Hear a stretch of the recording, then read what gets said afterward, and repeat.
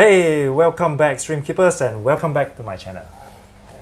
And today, I'm very pleased to actually have Neil here in Singapore with us. So Neil, I appreciate the time, taking time off your busy schedule to actually come here to learn from me, which I feel very honored as well because this thing goes both ways, right? So having you here shows that there's a few things. So one of the things is that you are very eager to learn about the entire breeding stream things, and of course the entire stream breeding industry as well. So definitely thank you very much for coming here. So before we start, I actually wanted to take this time to actually you can see this shirt over here that Neil has actually given to me. Thank you very much. It looks really nice. So thank you very much for coming here today. It's really a great honor to have you here so that we can really think about what can we do to actually help and reach the entire stream breeding community as well, moving forward in terms of the number of years that we are going to have this stream things that's going to continue on. So thank you very much.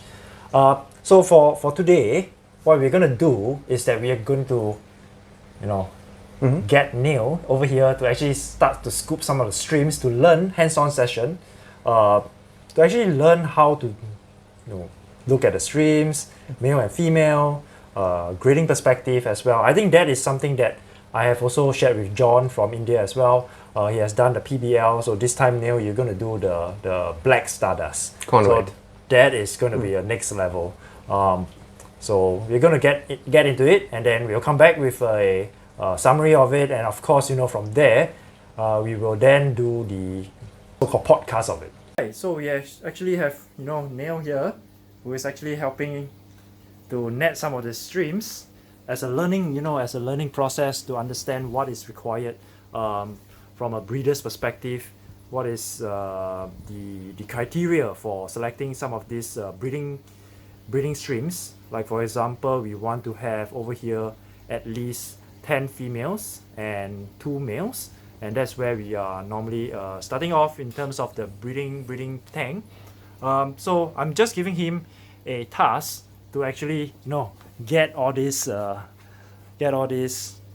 streams in the tank. So Neil, maybe you want to say something? Hey guys, happy to learn, and one of the best places to learn. Yeah. So yeah, I'm gonna get to work. Can't wait. Sure. Yeah. All right. So guys, we will be coming back to you once the netting is done, and some of the criteria we will share with you what goes into a high grade stream and what goes into the breeding tank. And of course not everybody will have the best of the best, so we have to make do of what we actually have. So just give us a couple more hours, and then we will be done with it. And of course there's a lot more things to be done in terms of this shifting of this black stardust. However, there's also other streams that we're going to move around in the tank, and once that's done, we'll give you an update.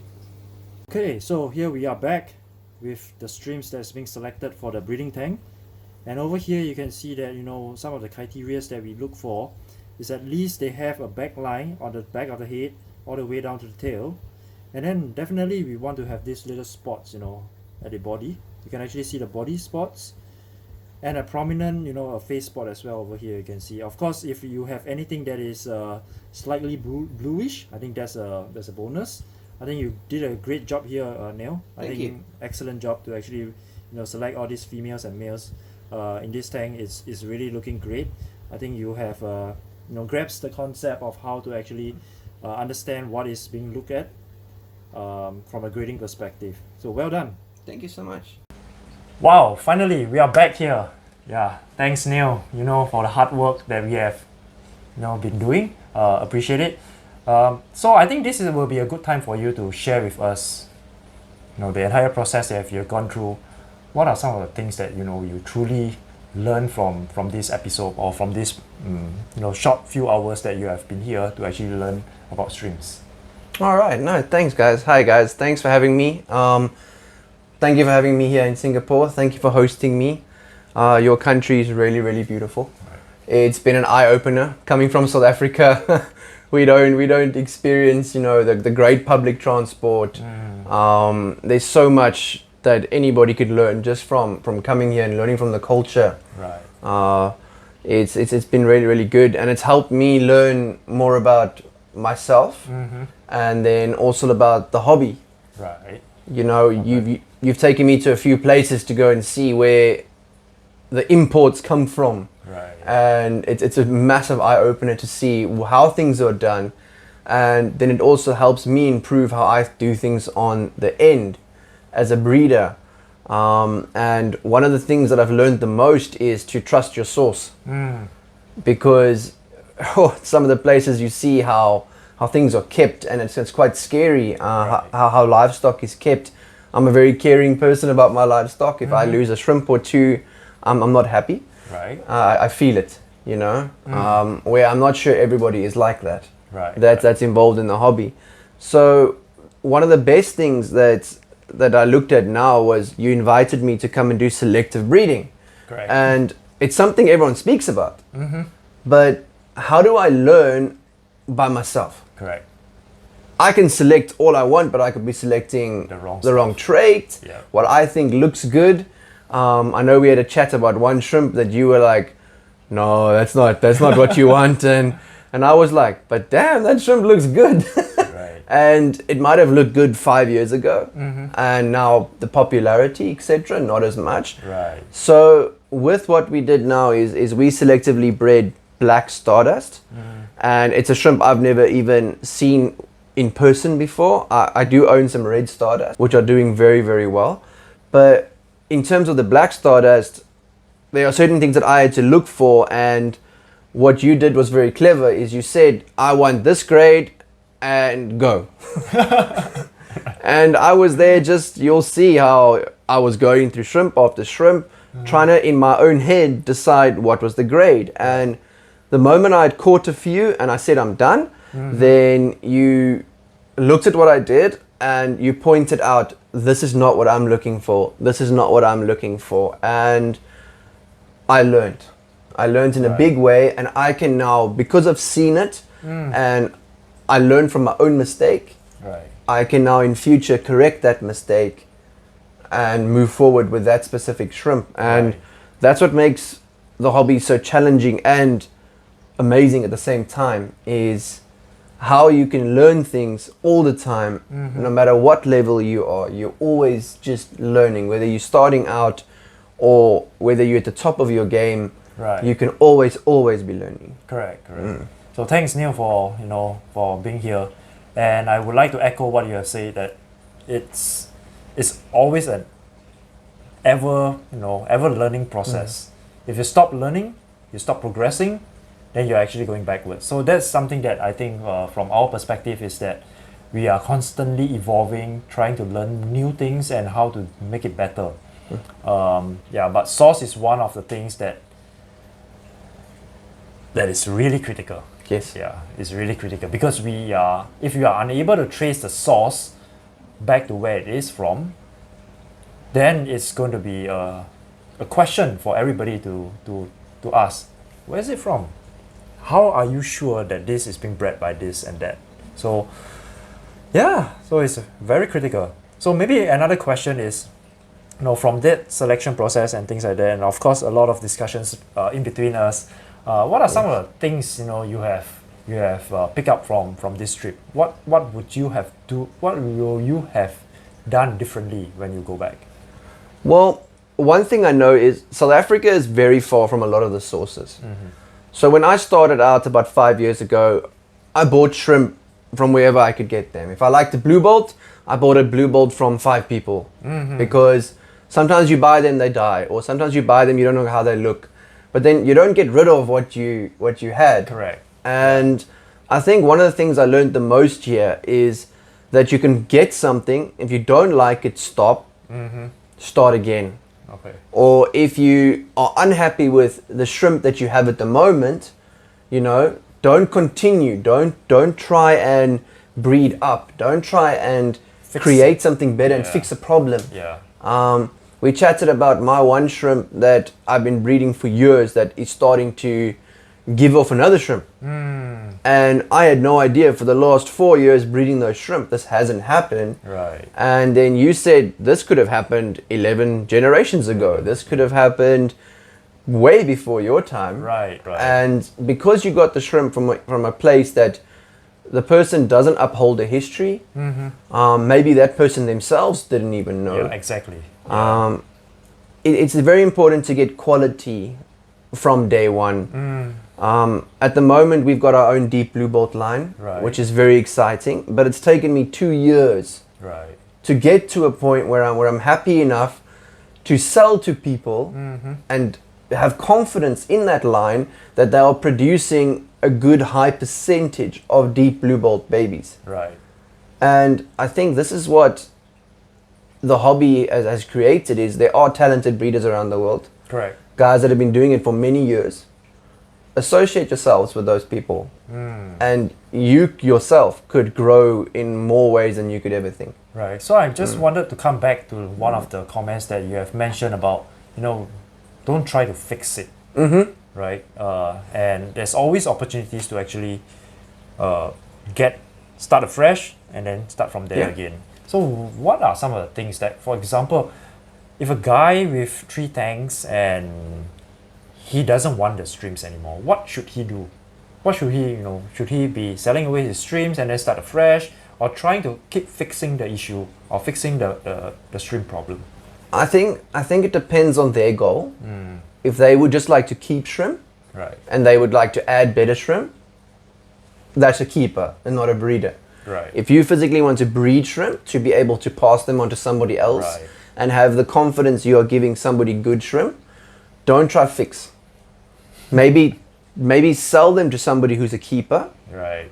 and then from there you can, as a breeder, have confidence that you are moving forward. Because do you move forward by fixing? Yeah, it's tough. It's tough. Yeah, it's tough. Yeah, because most of the times, will you fix the problem? Yeah. Will you spend countless hours and evenings of sleepless nights worrying? Yeah. And more importantly, fixing a problem is most likely bad genetics. Correct. And then bad genes are not great shrimp.